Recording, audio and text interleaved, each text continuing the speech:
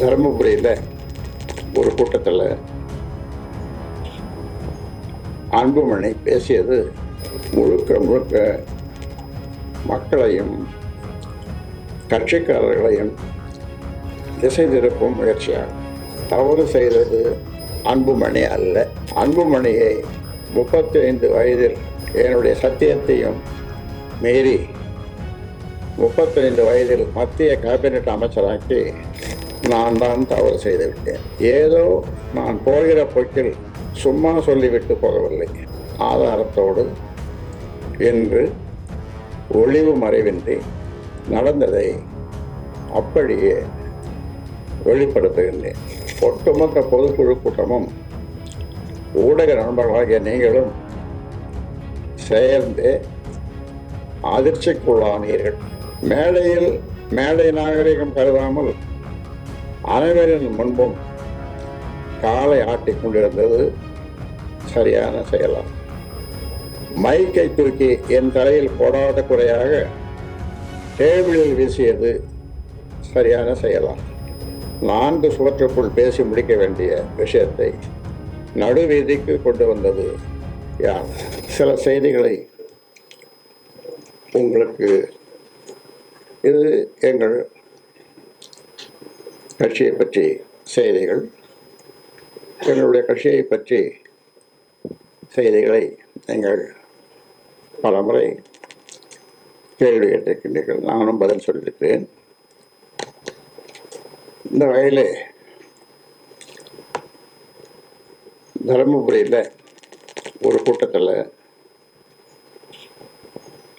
அன்புமணி பேசியது நீங்கள் பார்த்திருப்பீர்கள். நானும் பார்த்தேன், நாடும் பார்த்தது.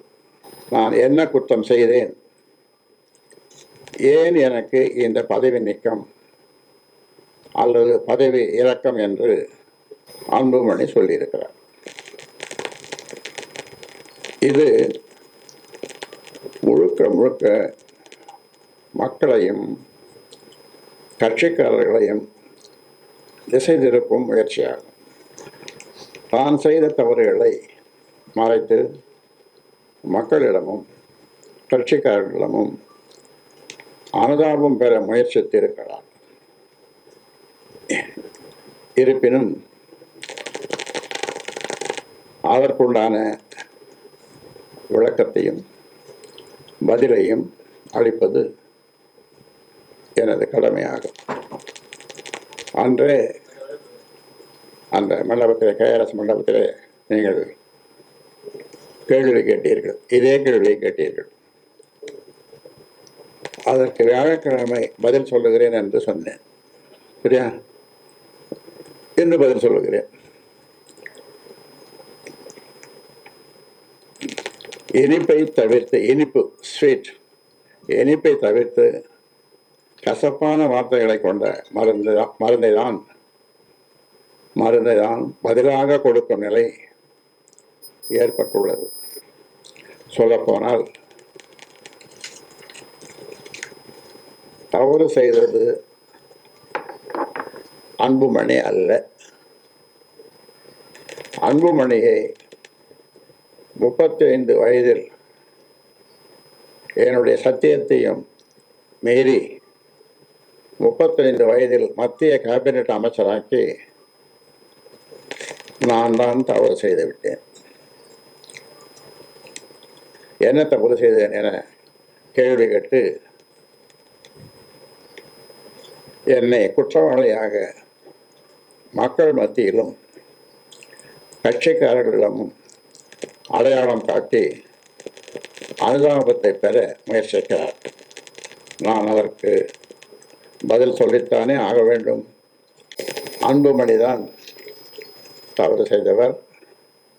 தவறான ஆட்டத்தை துவக்கி முதலில் அடித்து ஆட ஆரம்பித்தது அன்புமணிதான். ஏதோ நான் போகிற போக்கில் சும்மா சொல்லிவிட்டு போகவில்லை. ஆதாரத்தோடு என்று ஒளிவு மறைவின்றி நடந்ததை அப்படியே வெளிப்படுத்துகின்றேன். பாண்டி பொதுக்குழுவில் என்ன நடந்தது? நீங்களும் வந்திருந்தீர்கள். வந்தீர்களா இல்லையா? வந்தீர்கள். உலகமே பார்த்து அதிர்ந்தது. ஒட்டுமொத்த பொதுக்குழு கூட்டமும் ஊடக நண்பர்களாகிய நீங்களும் சேர்ந்து அதிர்ச்சிக்குள்ளானீர்கள். மேடை நாகரிகமோ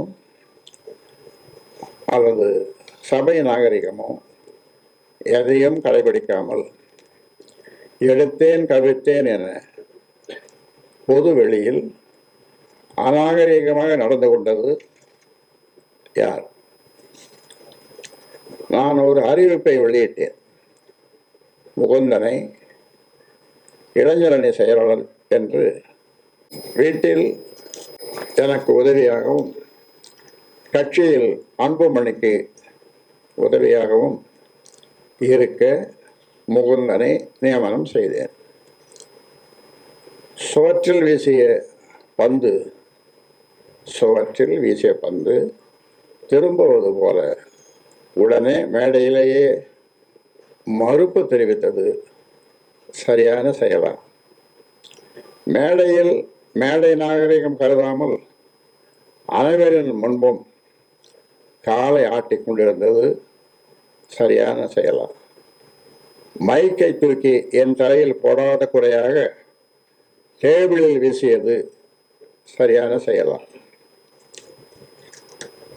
நான் பனையூரில் அலுவலகம் திறந்திருக்கிறேன், நீங்கள் அங்கே வந்து இனி என்னை பார்க்கலாம் என்றது சரியான செயலா?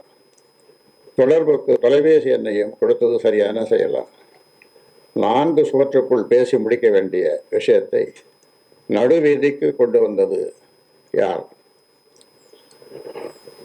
அழகான ஆளுயர கண்ணாடி என்ற கட்சியை ஒரே நொடியில் உடைத்து நொறுக்கியது யார்? கட்சியை ஒரு நொடியில் உடைத்ததை உலகம் முழுவதும் உள்ள ஆண்டோர்களும் சான்றோர்களும் அறிவாளிகளும் அரசியல் ஆளுமைகளும் எதிர்கட்சிகளும் ஊடக நண்பர்களும் தங்கள் ஆதங்கத்தை வெளிப்படுத்தினர். அன்புமணி இன்னும் பக்குவப்படவில்லையே என்று பெரிதும் வருந்தினார்கள். கடந்த 45 ஆண்டுகளாக இந்த இயக்கத்தை சங்கம் கட்சி அண்ணா சொன்னது போல கடமை, கண்ணியம், கட்டுப்பாடோடு நடத்தி வந்தேன். அதற்கு ஒரு களங்கத்தை அன்புமணி ஏற்படுத்தி விட்டார். கடந்த காலங்களில் நான் அடைந்த அவமானங்களும் அவலங்களும் ஏற்றி பேசி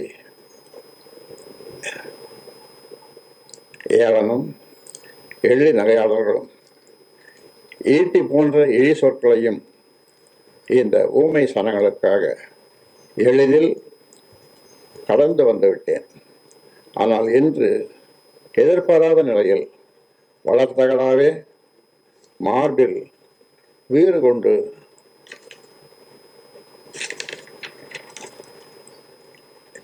இடித்ததில் நான் நிலை குறைந்து போய்விட்டேன். ஆனால் ஒன்று, இதையும் நான் வெற்றியோடு கலந்து செல்வேன். அன்புமணி தொடர்ந்து கட்சி வளர்ச்சிக்கு இடையூறாக இருந்து பல தவறுகளை செய்து வந்தார். நிறைய சொல்லணும், ஆனால் 1-2 தான் சொல்றேன். உதாரணத்துக்கு, தமிழ்குமரனை இயக்க வளர்ச்சிக்கு பயன்படுத்திக் கொள்ளலாம் என்று முடிவு செய்யப்பட்டது. தமிழ்குமரன் உங்களுக்கு தெரியும், திரைத்துறையில் இருக்கிறவர், ஜி.கே. மணியினுடைய பிள்ளை. அவருக்கு இருந்த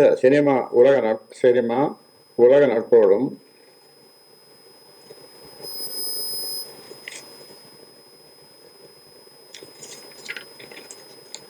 விளம்பரமும் பொருளாதாரமும் இயக்கத்திற்கு பயன்பட்டு இயக்கம் வளரும் என்ற முடிவுக்கு தடையாக நின்று அதை நிராகரித்தார். அவரை நியமனம் செய்து நியமன கடிதத்தை கொடுக்கிறேன். கொடுத்து அந்த வாசல்படியை தாண்டவில்லை. அவர் ஃபோன் பண்ணி, அண்ணா உங்ககிட்ட ஆசீர்வாதம் அப்படின்னு, நீ உடனே ராஜினாமா செய், அதை கீழ்ச்சி போடும், உன்னை பார்க்கணும்னா பார்க்க முடியாது. அப்போ நான் சொன்னேன், நீ இருப்பா, நீ உடனே கிழக்கும் போகணும், அது தெருவில் வீச வேணாம், குப்பை தொட்டியில் ஏறு பார்ப்போம், பேசி பார்ப்போம்னு 2 மாதம் பொறுக்க சொன்னேன். அதன் பிறகு தொல்லை தாங்கவில்லை. மற்றும் ஒரு பொதுக்குழு இங்கே சங்கமித்திராவில் நான் பயந்துட்டேன். உட்காரு, மீதியை கேட்டுப்போம்.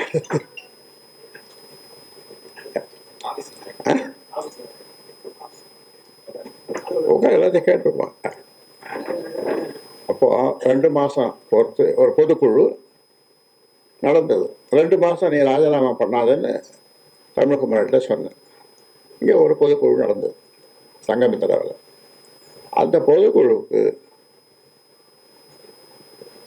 அவரும் அவருடைய மனைவியும் குழந்தைகளும் புதுச்சேரி உணவு விடுதியிலே இரவே வந்து தங்கிவிட்டார்கள். எனக்கு காலையில் 7:30 மணிக்கு பல் தொலைக்கிட்டு இருந்தேன். அப்போது அன்புமணி ஃபோன் செய்து,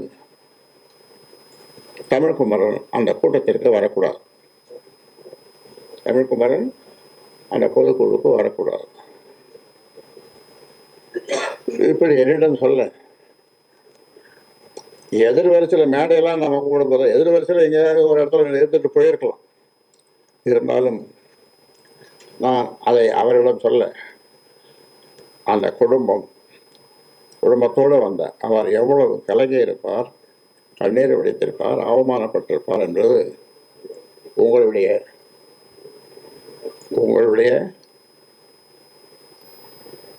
சொல்லுங்க விமர்சனத்திற்கே விட்டு விடுகிறேன். ஆக அதன் பிறகு 2 மாதம் கழிச்சு தான் சரி இப்போ நீ ராஜினாமா கொடுத்துட்டு வந்துருப்பா அப்படின்னு சொன்னேன். அது வரைக்கும் பார்க்கவே இல்லை. 2 மாதம் பொறுத்து ராஜினாமா பண்ணிட்டார். இது ஒரு அதே செயல்தான் முகுந்தனுக்கும் நடந்தது.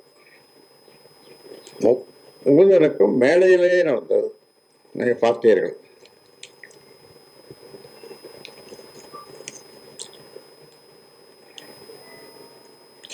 அதே மாதிரி தாய் என்னன்னு சொல்லுவாங்க, உங்க தாய் என்னன்னு சொல்றீங்க, கடவுள்னு சொல்றீங்க இல்லையா? இங்கே பொங்கல் சமயத்தில் இந்த பொங்கல் எல்லாரும் குடும்பத்தில் இருக்கிற எல்லாரும் உட்காந்து இந்த முகுந்தன் சமாச்சாரத்தை பேசினாங்க. எல்லாரும் பேசும்போது அம்மா எதோ சொன்னாங்க, ஏன்பா உன் 2வது மகளை போட்டுருந்தா நீ சும்மா இருப்பியா, அது பேசாமல் தானே இருந்திருப்பேன் அந்த பொறுப்புக்கு அப்படின்னு சொன்னது தான். அங்கே உட்காந்து பாட்டிலை தூக்கி அம்மா மேலே அடித்தான். நல்ல வேலை அவங்க மேலே படலை, செவத்தில் பட்டுது. எதுக்கு சொல்கிறேன், அதெல்லாம் ஒரு சாம்பிள்.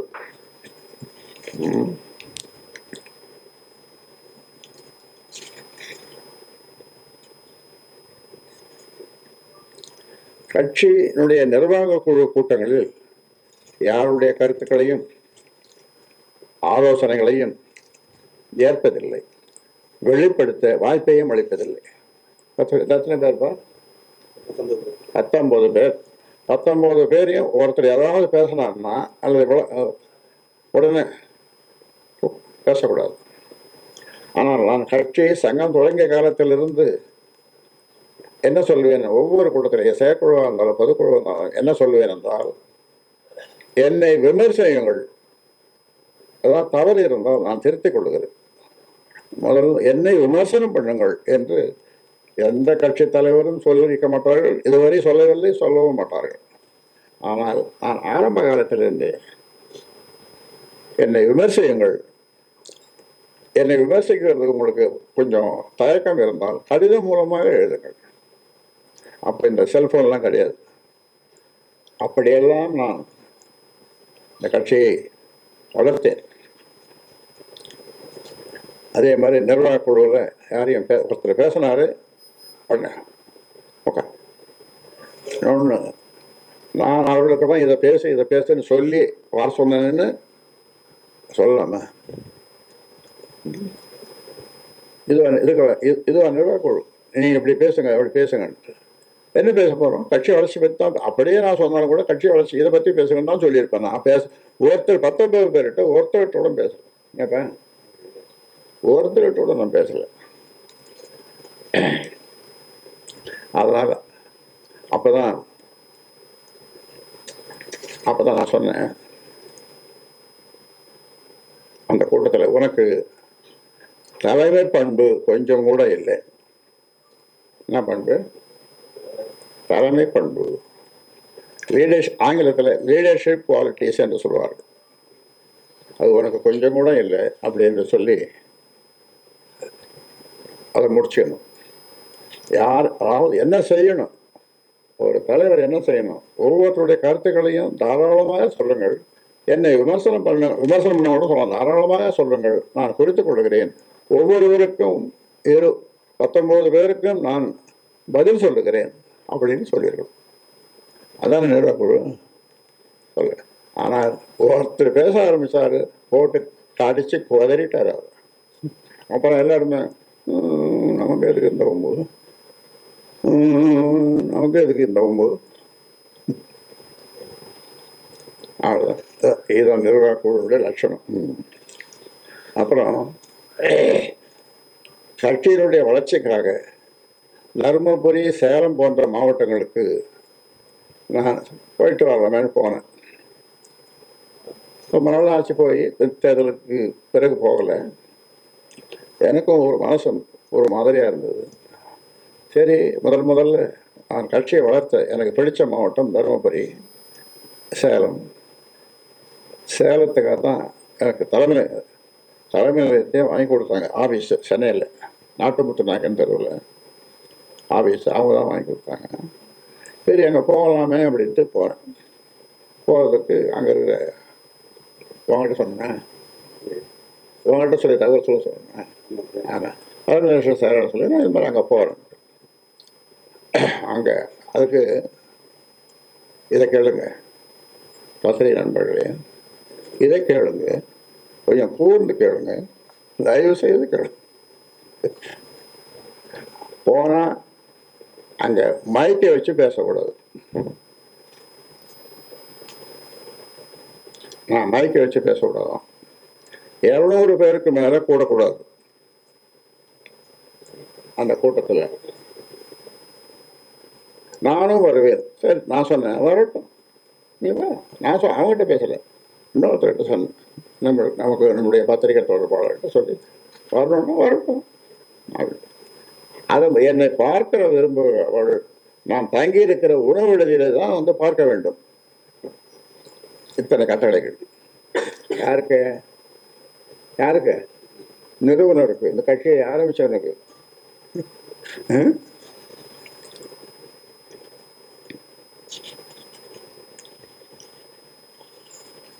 திருமண மண்டபம் கூடாது, தங்கியிருக்கும் அறையிலேயே இருந்து கொண்டு நிர்வாகிகளை சந்திக்க வேண்டும். இதெல்லாம் ஆர்டர். நிறுவனருக்கு போட்ட ஆர்டர்ஸ். சந்திக்க வேண்டும் என கட்டளைகள் இடுவது போன்றவைகள் கட்சிக்கு தடையாக உள்ளது. நான் உங்களை கேட்குறேன், யார் உழைத்து வளர்த்த கட்சி? யாருக்கு கட்டளை இடுவது? 95,000 கிராமங்கள், 95 கிராமங்கள் இல்லை, 95,000 கிராமங்களுக்கு சோறு தண்ணி இல்லாமல் அத்தனை கிராமங்களுக்கு போய் வந்த கால்கள் என் கால்கள். அப்போ வண்டி கிண்டி ஒன்றும் கிடையாது, செல்ஃபோன் கிடையாது, ஒன்றும் கிடையாது. பஸ்லேயே நின்று அப்படியே பஸ்ஸில் இடம் இருக்காது, அந்த இதை பிடிச்சின்னு அதையே அப்படியே தூங்கின்னு போவேன். எங்கேயாவது ஒருத்தன் இறங்கினாங்கன்னா தப்புட போய் உட்காந்துக்குவேன். இப்படியெல்லாம் காடு மேடு வயல் வரப்பு இரவு நேரங்கள் ஒத்தையடை பார்த்து ஒரு அரிக்கன் லேம்பை பிடிச்சின்னு போவான் ஒருத்தன். இப்படியெல்லாம் வளர்த்தனாங்க. அதே மாதிரி மாவீரன் குருவை நிழல் அறிக்கையின் போதும் நேரங்களிலும் கீழ்த்தரமாக நடத்திய விதம் ஏற்றுக்கொள்ளத்தக்கது அல்ல. இன்னும் இன்னும் பல. இதையெல்லாம் பார்த்த நான் நிர்வாக குழுவிலேயே நேருக்கு நேராக அன்புமணிக்கு தலைமை பண்பு அறவே இல்லை என்று சொன்னேன் என்பது உண்மை. 6 வருஷத்துக்கு முன்னால நம்ம பிரதமர் மோடி பதவியேற்கும் போது நான் போயிருந்தேன். டி.கே. மணி வந்திருந்தார், அன்புமணி வந்திருந்தார். அப்போ அதை முடிச்சுட்டு அவருடைய குவார்ட்டர்ஸில் இருந்து சென்னை வர்றதுக்கு விமானத்துக்கு கிளம்பணும். அப்போ அவர் சொன்னது 6 வருஷத்துக்கு முன்னால் என்ன சொன்னார்னா, இந்த கட்சியை நான் பார்த்துக்கிறேன். எப்போ சொன்னார்? 6 வருஷம் இந்த கட்சியை நான் பார்த்துக்கிறேன் அப்படின்னு. அப்புறம் பதிலே சொல்லலை. விமானத்தில் ஏறணும், உட்காரணும். எனக்கு பின்னால் அவர் உட்கார்ந்தார். 2 சொட்டு கண்ணீர் விட்டேன். அது அந்த ஏர்கிராஃப்டில் கீழே விழுந்தது. அதிலிருந்து சென்னை வர வரைக்கும் அப்புறம் இறங்கி ஒரு வார்த்தையோட பேசல. என்னுடைய மகிழ் வந்து இருந்தது. ஏறி தயாராக தோட்டம் வந்துட்டேன். இது 6 வருஷத்துக்கு முன்னால்.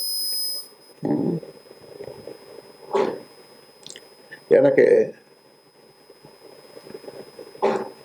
14 பஞ்சாயத்து வச்சாங்க. எத்தனை பஞ்சாயத்து? 14 பஞ்சாயத்து இறக்க வச்சார். இந்த 14 பஞ்சாயத்தும் நான் 34 அமைப்புகளை உருவாக்கி இருக்கிறேன். மக்கள் தொலைக்காட்சியிலிருந்து, பசுமை தாயகத்திலிருந்து,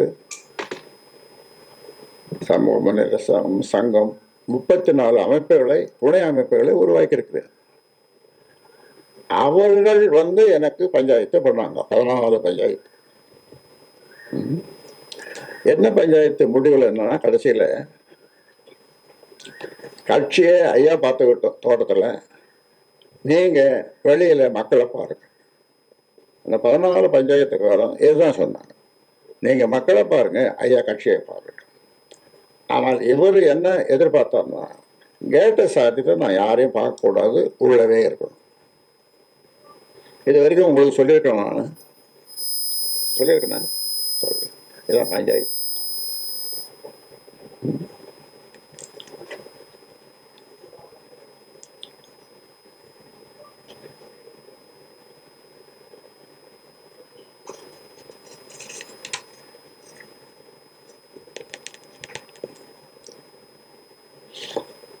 அதாவது பொய் கூசாமல் பேசுவார். அதில் ஒரு 2 பொய்யை மட்டும் சொல்கிறேன். 108 பேர் மாவட்ட செயலாளர்கள்.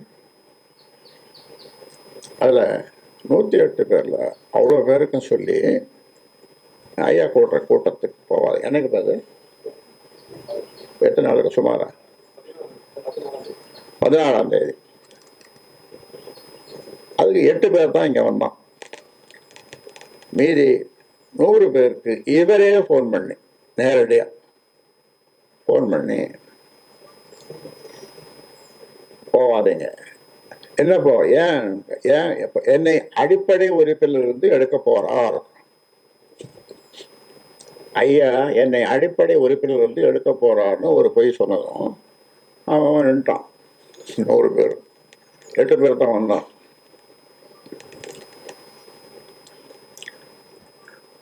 அன்னைக்கே நான் செத்து போட்டேன். 100 பேர் வந்து நான் போட்டோம். 100 பேர். அதான் எம்ஜிஆர் பாடுவான். அதில் ஒரு பாட்டு அவர் பாடுவார். என்ன பாடுவார்? நான் செத்து பிழைத்த வேண்டாம் அப்படின்ட்டு. அந்த மாதிரி நான் மறுநாள் குறைச்சிட்டேன். உயிரோடு இருக்கிறதுக்காக அந்த நீச்சல் குளத்துல போய் நீச்சல் அடித்தேன்.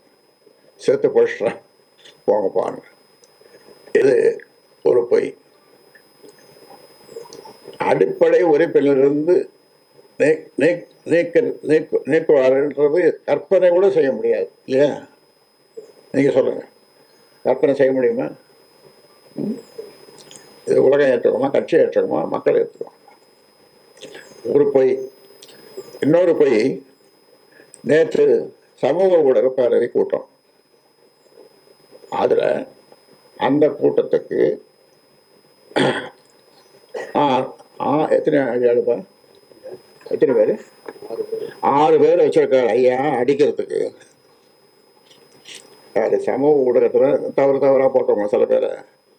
சிவபிரகாசம், அப்புறம் இந்த தலைவர் ஜி.கே. மணி ஐயா, என்னையும் இந்த இவரை தவறாக சில பேரை போட்டாங்க. போட்டவங்களாம் ஒருத்தன் வரல, மீதி பேர்லாம் வந்தான். நேற்று 100 பேருக்கு மேலே வந்தாங்க. அதுக்கு அந்த கூட்டத்துக்கு ஆள் வச்சு 6 பேரை வச்சு அடிக்க போறாரு. இது எப்படி? இது உங்களை எல்லோரும் இந்த 32 மாவட்டம், இப்போ 38, 32 மாவட்டத்துக்கும் போய் அவங்களோடு கூட உட்கார்ந்து சாப்பிட்டு விட்டு அளவலாகி பத்திரிகையாளர் நண்பர்களோட அளவலாகி வந்த நான் இந்த மாதிரி எங்கேயாவது அடிதடியில் நான் போனதே கிடையாது, வந்தது கிடையாது. இப்படி 6 பேரை வச்சிருக்காரு அடிக்கிறதுக்கு போல அப்படின்னு. ஆனால் 100 பேர் வந்துட்டாங்க, ஒரு ஆள் தவிர 100 பேர் எல்லாம் வந்துட்டாங்க. எதுக்கு சொல்லணும்னா, இப்படி உசாம வந்துடும் அவர். நமக்கெல்லாம் யோசிச்சு செய்வோம்.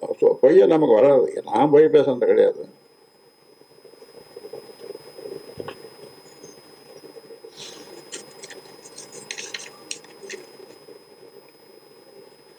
அப்புறம் இந்த பொதுக்குழுவில் இவரை கட்சி தலைவரை நீக்கிட்டு செயல் தலைவராக அவரை போட்டு, கௌரவ தலைவராக அவரை போட்டு இவரை தலைவராக்கினான். அந்த இது அதில் அதை நீங்கள் கேள்விப்பட்டீங்கன்னா, இப்போ நான் சொல்கிறேன், கேட்டீங்கன்னா ஆச்சரியப்படுவீங்க. என்னுடைய மருமகள், நான் மகாபலிபுரத்தில் கொஞ்சம் மனசு கொஞ்சம் இதுவாக இருந்தது. மகாபலிபுரத்தில் ஒரு இந்த டான் ஹோட்டலில் போய் தங்கியிருந்தேன். சரி, ஒரு 8 நாள் அங்கே போய் தங்க ஒன்று போனோம். அப்போ அங்கே எப்படியோ தெரிஞ்சு, நான் யாருக்கும் சொல்லலை, எப்படியோ தெரிஞ்சு வந்தது. மாமா என்ன மாறினேன், மாமா நினச்சி என்ன மாறினேன். அது வந்தது புதன்கிழமை. அன்னைக்கு என்னை வந்து பார்த்து, மாமா இன்னைக்கு புதன்கிழமை, அடுத்த புதன்கிழமை நாள் நல்லா இருக்குது. மண்டபம் பார்த்துட்டேன், எல்லா ஏற்பாடும் பண்ணிட்டேன், தலைவராக மாற்றணும். 8 நாளில் சாதாரணமாக ஒரு பியூன் அல்லது ஒரு வேலைக்காரன், இந்த கம்பெனி வேலைக்காரனை கூட 1 மாதம் டைம் கொடுப்பாங்களா இல்லையா? கொடுப்பாங்க. நீ இந்த மாதத்தோட இந்த தேதியில் நீ விலகிறப்பா ஓய்வு பெறலன்னு சொல்லுவாங்க. ஆனால் இவர் 8 நாளில் மண்டபம் பார்த்துட்டேன், எல்லாம் சரி ரெடி பண்ணிட்டேன் அப்படின்ட்டு 8 நாள். இந்த புதன்கிழமைலேருந்து என்ன பார்த்து அடுத்த புதன்கிழமை பார்த்து எல்லாம் மண்டபம் கூட எல்லாம் பண்ணிட்டேன். அப்புறம் நான் அவர் தலைவரை வர சொல்லி, கம்பெனியை வர சொல்லி சொன்னேன். இது சொன்னது அவர் போய் என்ன பண்ணார், அவங்க மச்சனை தம்பி அவங்ககிட்டலாம் சொல்லியிருக்காரு. அவங்க இவர் ஜோசியம் கடவுள் நம்பிக்கைலாம் இவர் கிடையாது கம்பெனிக்கு. அவங்க என்ன சொல்லியிருக்காங்க, உங்களுக்கு 1.5 மாதத்துக்கு கிரகம் சரியில்லை. அவர் என்ன புதன் சுக்கரனை பார்க்கணும், சுக்கரன் சூரியனை பார்த்தாலும் தெரில, ஏன் யாரை பார்த்தாலும் தெரில, கிரகம் சரியில்லை, எதை செய்தாலும் 1.5 மாதத்துக்கு பிறகு செய் அப்படின்னு சொல்லி அனுப்பிச்சிருக்காங்க. என்கிட்ட சொன்னார், இப்படி எங்கள் மச்சான் தம்பியை சொல்கிறாங்க. அப்போ என்கிட்ட வர சொல்லி, அம்மா இது மாதிரி சொல்கிறாங்க அப்படின்னு. சரிம்மா அம்மா ஆயிடுச்சு. அப்புறம் 1.5 மாதம் பொறுத்து அதே பட்டாபிஷேகம் நடந்தது. பட்டாபிஷேகத்தில் கட்டி பிடிச்சி ஆலிங்கனம் பண்ணி ஆனந்த கண்ணீர் வடித்தேன். ஆனந்த கண்ணீர் இவர் அறிவிச்சு ஆனந்த கண்ணீர் வடித்தேன். அப்போ ஒரு செய்தியை சொன்னேன் நான் பேசும்போது, என்னுடைய குடும்பத்தை சேர்ந்த பெண்கள் யாரும் எந்த கூட்டத்துக்கோ மற்றதுக்கோ எதுக்கும் போக வேண்டாம் என்பது முதல்ல இருந்து தான். ஆரம்பத்தில் கட்சி ஆரம்பிக்கிறது சங்கம் ஆரம்பிப்பது என் குடும்பத்தை சேர்ந்தவர்கள் யாரும் போகக்கூடாது. அப்படித்தான் அந்த அன்புமணியும் வரக்கூடாதுன்றதான். அந்த அன்புமணி இந்த பதவியை ஏற்பதற்கு தலைவர் பதவி, அமைச்சர் பதவி, தலைவர் பதவி இல்லை, அமைச்சர் பதவி ஏற்பதற்கு எங்கள் குடும்பத்தில் யாரும் வேண்டாம்னு உட்காந்து எங்கள் குடும்பத்தில் இருக்கிறவங்களும் என்னை போட்டு வருத்தம் எடுத்தாங்க. அப்புறம் ஜே.கே. மணியும் வந்து அவரும் இல்லை, அவர் அன்புமணி தான் தலைவராக வரணும், இது தலைவராக வரணுன்றான், அமைச்சராக வரணும் அப்படின்னு சொல்லி கேபினட் மினிஸ்டர், அதுக்கு முன்னால் ஹெல்த் மினிஸ்டர் இவர் இருந்தார், யாருப்பா பொதுச் செயலாளர் இருந்தார் லலித் ஏழுமலை. லலித் ஏழுமலை முதல்ல கிடைச்ச அமைச்சர் பதவி அவருக்கு தான் கொடுத்தோம். 3 பேர் வன்னியர்கள் இருந்தாங்க, இருந்தும் அவருக்கு தான் கொடுத்தேன் அந்த பதவியை. அதே பதவியை ஹெல்த் மினிஸ்டர் பதவி ஒரு இப்போ வந்து கேபினட் பதவி. இப்போ நான் செய்த சத்தியத்தின் அடிப்படையில் நான் குடும்பத்தில் யாரும் போகக்கூடாது, எந்த பதவியும் ஏற்கக்கூடாதுன்ற இது உட்காந்து எல்லாம் பேசுகிறாங்க, குடும்பத்தில் பேசுகிறாங்க. ஜே.கே. மணி உட்காந்து பேசுகிறார், இல்லை நாம் பார்த்துட்டோம், ஜே.கே. லலித் ஏழுமலை பார்த்துட்டோம் அவருடைய செயல்பாட்டை, அதனால் அவர் தகுதியானவர் அன்புமணி தான், அதனால் அவர் தான் அந்த பதவியை கொடுக்குறோன்னு சொல்லி எல்லாரும், எனக்கு விருப்பம் இல்லாமல் எல்லாரும் இது பண்ணாங்க. சரின்னு அதே மாதிரி அவருக்கு ஹெல்த் மினிஸ்டர், அந்த ஹெல்த் மினிஸ்டர் கூட அது ராமலோர் பஸ்வான் தான் கொடுத்தாங்க. அப்போ அவர்கிட்ட போய் ராத்திரி பூரா உட்காந்து உங்களுக்கு ஹெல்த்னா ஒன்றும் தெரியாது, அவருக்கு வேறு ஏதோ கொடுத்தாங்க, என்னன்னு ஞாபகம் இல்லை. அதனால் இனி அதுக்கு பொருத்தமான ஒரு ஆள் கோலம் என்னமோ கொடுத்தாங்க. அப்புறம் அதை மாற்றி இவர் ஹெல்த் மினிஸ்டர் வாங்கி கொடுத்தேன். ஒரு நாள் ராத்திரி பூரா தூங்காமல் இப்படி எல்லா சத்தியங்களையும் மீறிட்டேன். நான் எந்த காலத்திலும் எந்த பதவிக்கும் எந்த இதுக்கும் போக மாட்டேன்ற அந்த ஒரு சத்தியம் அது இன்னைக்கு வரைக்கும் இருக்குது, என்னைக்கும் இருக்கும். இப்போ ஒன்றும் இல்லை, தலைவர் பதவி சொன்ன மாதிரி பழக்கருப்பியா சொன்ன மாதிரி அந்த தலைவர் பதவியை ஏற்றுன்னு இருக்கேன். இவர் செயல் தலைவர். இதுக்கு ஒரே தீர்வுன்னு பண்ணா அப்பா கொடுத்த அப்பான்னு கூட சொல்ல வேணும், ஐயா கொடுத்த அது ஐயா கொண்டு சொல்ல வேணும், நிறுவனர் கொடுத்த அந்த செயல் தலைவர் பதவியை மகிழ்ச்சியுடன் ஏற்று நான் ஒரு சுற்றி வருவேன், செயல்படுவேன். அவர் என்ன சொல்றாரோ அதை செய்வேன். அது இல்லாமல் செயல் தலைவரே இல்லை என்றாலும் நான் ஒரு தொடராக இருந்து இந்த கட்சியை வளர்ப்பேன். இதை பற்றி எவ்வளோலாம் கூப்பிட்டு சொல்லிட்டேன்னா தீர்வு தான் முடிஞ்சு போச்சுல்ல. தீர்வு நான் செயல் தலைவராக நிறுவனர் சொல்லுகிறார், நான் சிறப்பாக செயல்படுகிறேன் செயல் தலைவராக, அவர் விருப்பப்படி அவர் தலைவராக இருக்கட்டும், எனக்கு அதில் மகிழ்ச்சி, அவர் கடந்த மகிழ்ச்சி. இந்த செயல் தலைவர் இல்லை என்றாலும் கூட நான் ஒரு தொடராக இருந்து செயல்படுவேன், இந்த கட்சியை வளர்ப்பேன், இந்த தேர்தலை சந்திப்பேன் அப்படின்னு உங்களெல்லாம் கூப்பிட்டு சொல்லிட்டேன்னா முடிஞ்சு போச்சு. கண்ணாடியோட இல்லை, உலகமும் போடலை, ஒன்றும் இல்லை. தீர்வு தான் தீர்வு. நல்ல தீர்வு தானே? இல்லை நல்ல தீர்வு தானே? சொல்லுங்க. ஆமாம்.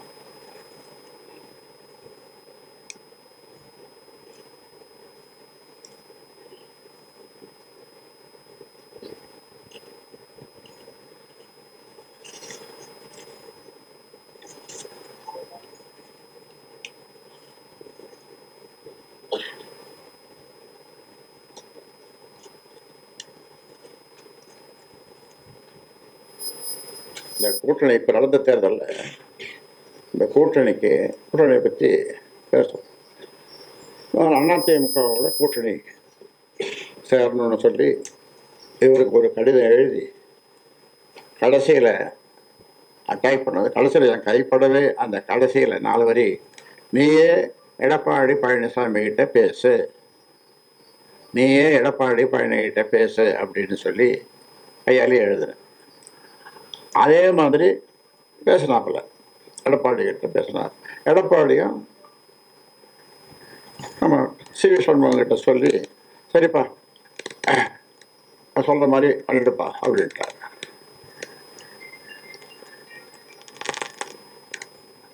ஆனால் அன்னைக்கு அன்று ஒரு நாள்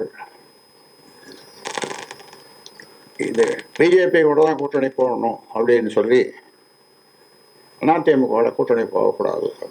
இப்போ அதிமுகவோட கூட்டணி போயிருந்தால் நாங்கள் ஒரு 3 இடம், நாங்கள் குறைஞ்சது 3 இடம் ஜெயிச்சிருப்போம். அவங்க ஒரு 6-7 இடம் ஜெயிச்சிருப்பாங்க அதிமுக. எங்களுக்கு சின்னம் கிடைச்சிருக்கும், சின்னம் கிடைச்சிருக்கும். அவங்க 6-7 இடத்துக்கு மேலே ஜெயிச்சிருப்பாங்க. ஏன்னா இது நேச்சுரல் அலையன்ஸ். அதிமுக பாட்டாளி மக்கள் கட்சின்றது ஒரு இயற்கையான கூட்டணி. அந்த காலத்தில் இருந்து நேச்சுரல் அலையன்ஸ்னு சொல்லுவாங்க. அந்த மாதிரி எல்லாம் பேசி முடிச்சுட்டு கடைசியில் இந்த கால அன்புமணி பிடிச்சனால இந்த தொடைய அந்த பக்கம் அன்புமணி மனைவி சௌமியா இந்த காலை பிடிச்சிருந்தோம். 2 பேரும் அழறாங்க. எதுக்கு அழறாங்க? பிஜேபியோட கூட்டணி போகணும்.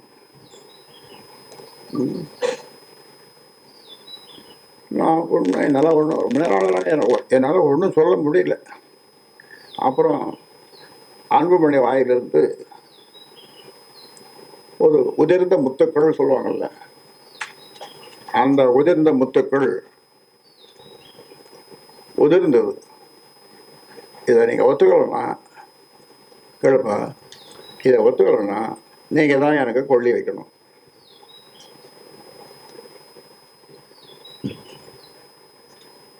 நீங்கள் தான் எனக்கு இந்த பக்கம் இவர் தொடைய பிடிச்சினால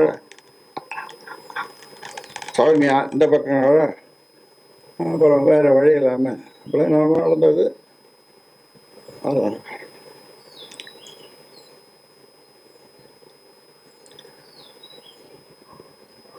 சரின்ட்டு இது எல்லா ஏற்பாடும் பண்ணிடுது சௌமியா. பிஜேபியோட கூட்டணின்றது ஏற்பாட்டை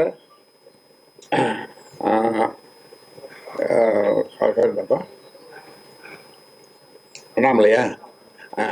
ஆமாம், அண்ணாமலையோடலாம் பேசி எல்லாம் மறுநாள் காலையில் பார்த்தா அவங்க வெளியில் பாரத் மாதா கே ஜேன்னு ஒரு கோஷம் அங்கே கேட்குது. அண்ணாமலை வந்துட்டார் காலையில். பெரிய சாப்பாடு எல்லாம் விருந்து காலையில் நடக்குது. எனக்கு தெரியாமல் நடக்குது. அதான் அப்புறம் நிறைய கதை இருக்குது. வேட்பாளர் தேர்வு அது இது எல்லாம் வரும். அதெல்லாம் இருக்குது. அதெல்லாம் உங்களுக்கு தேவையில்லை. இப்படி கூட்டணி கொள்ளி வைக்கிறது.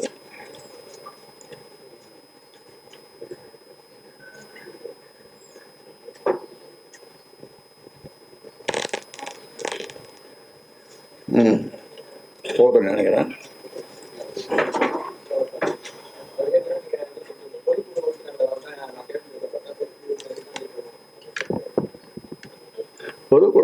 பொதுக்குழு எப்போ வச்சுக்கலாம், அது ஒன்றும் இல்லை. ஏன்னா பொதுக்குழு 3 வருஷத்துக்கு ஒரு தரம் பொதுக்குழு கூடணும். 3 வருஷம் முடிஞ்சிடுது. பொதுக்குழு வச்சு அப்படியே செய்யலாம். அதாவது அரசியல் முதல்ல கட்சி ஆரம்பிக்கும் போது அரசியல் இது எங்க பாரு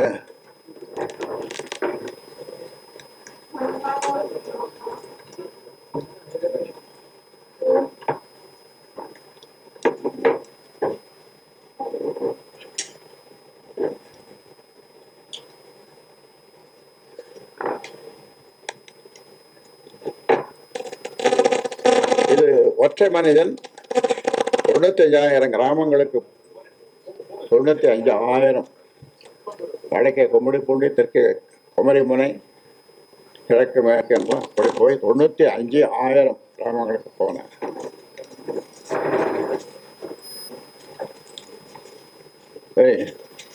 இதை படிக்க முடியாது. இந்த இது ரொம்ப சின்ன இது.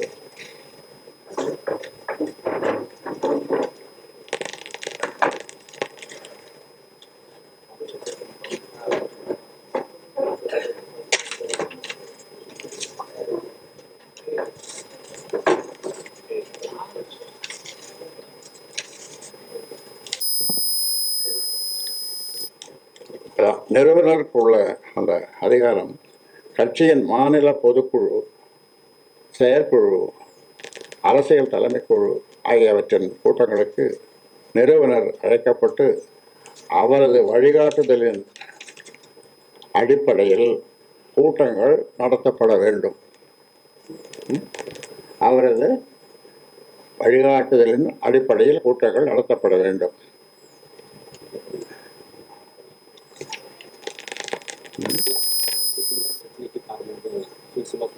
பாஜக கூட்டணியில பாமக இருக்குதா இல்லையா? பாஜக கூட்டணியில பாமக இருக்குதா இல்லையா? வெளிவந்து சார்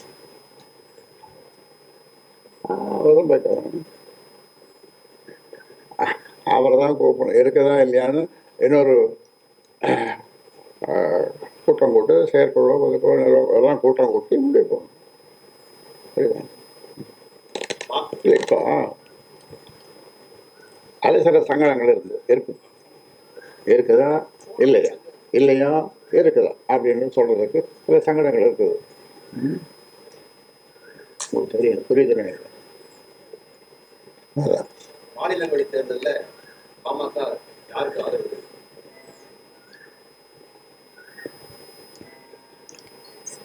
மாநில தேர்தலில் ஏன் நாங்களே கேட்கக்கூடாதா? எங்களுக்கு வேணும்னு இல்லை எனக்கே வேணும்னு கேட்கக்கூடாதா? இளைஞர் சங்கம் ஐயா, இளைஞர் சங்கத்தோட கட்சியில் இருக்காங்களா, ஆக்டிவேட்டா இருக்காங்களா? இருக்காரு, அவர் அதே பொறுப்பில் இருக்கார்.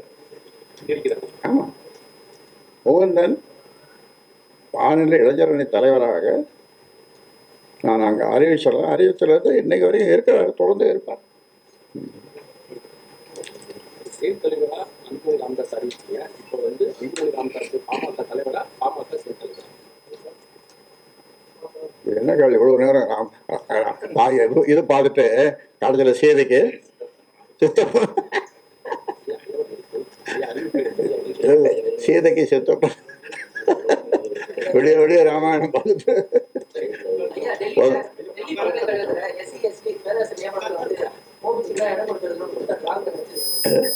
டெல்லி பல்கலைக்கழகத்துல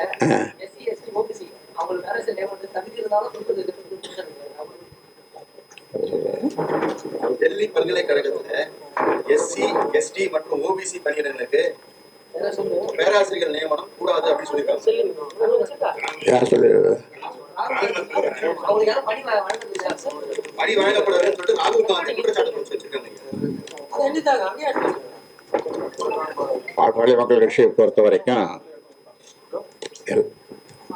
ஒடுக்கப்பட்ட மக்கள், பட்டியலின மக்கள், பிறப்பற்படுத்தப்பட்ட மக்கள், அதாவது ஓபிசி, அதாவது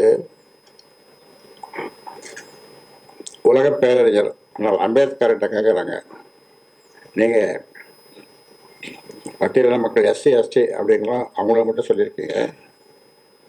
அப்போ அவர் சொல்கிறார், மற்ற இவங்க தான் இந்த எஸ்சி எஸ்டி தான் அவர் சொல்கிறது பிற்படுத்தப்பட்ட மக்கள்னு சொல்கிறார். யார்? அம்பேத்கர். பிற்படுத்தப்பட்ட மக்கள்.